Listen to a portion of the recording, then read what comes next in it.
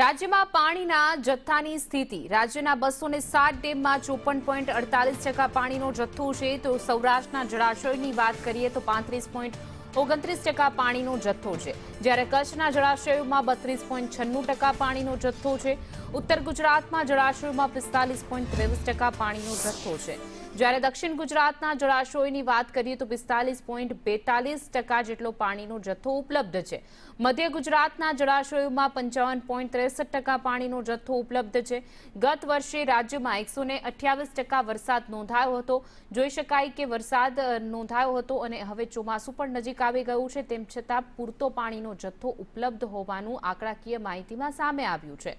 રાજ્યમાં પાણીના જથ્થાની હાલ સ્થિતિની વાત કરીએ પરંતુ ઘણા બધા એવા વિસ્તારો છે કે જ્યાં હજુ પાણી પહોંચતું નથી રાજ્યમાં કુલ 207 જળાશયો છે કે જેમાં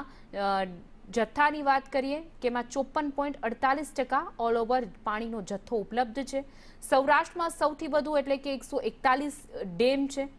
એમાં પણ પાણીનો જથ્થાની ટકાવારી મુજબ વાત કરવામાં આવે તો કચ્છમાં 20 મધ્ય ગુજરાતમાં 17 ડેમ છે